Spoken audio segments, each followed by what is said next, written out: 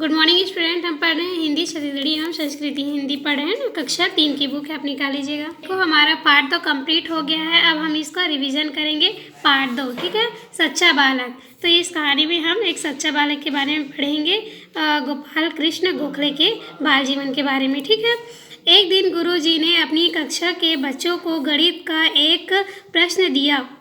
बच्चे प्रश्न को उस समय हल नहीं कर पाए।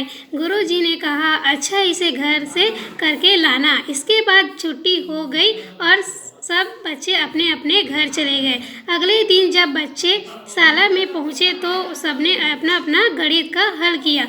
वह प्रश्न गुरुजी को दिखाया। गुरुजी ने प्रत्येक बच्चे का प्रश्न जांचा, परंतु किसी का भी हल ठीक नहीं निकला। कुछ बच्चों ने तो प्रश्न को हल करने का प्रयत्न ही नहीं किया था। जब सब बच्चे अपनी अपनी कॉपी दिखा चुके तब गोपाल ने अपनी कॉपी दिखाई। प्रश्न का उत्तर ठीक था। गुरुजी प्रसन्न हो गए और गोपाल की प्रशंसा करने लगे। अपनी प्रशंसा सुनकर सभी खुश होते हैं, परंतु गोपाल के चेहरे पर उदासी छा गई। गुरुजी जो उनकी प्रशंसा करते गए तो उदासी बढ़ती गई। अपनी अधिक प्रशंसा सुनकर वह बालक फूट फूट कर रोने लगा। गोपाल को रोता देखकर गुरुजी और सभी बच्चे आश्चर्यचकित रह गए।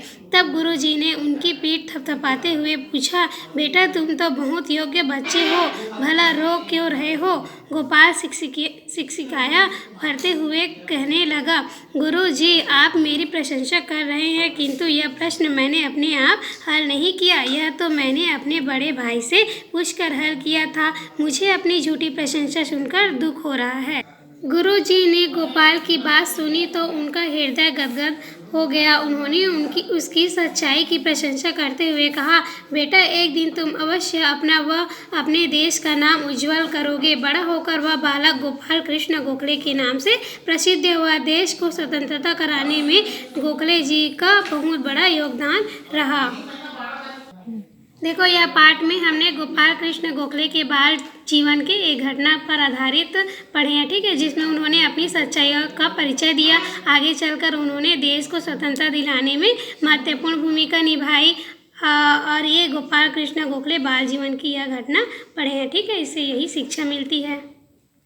इससे हमें यही शिक्षा मिलती है कि हमें सच्चाई की राह पर चलना चाहिए। ठीक है, और अपने देश के लिए योगदान देना चाहिए। ठीक है।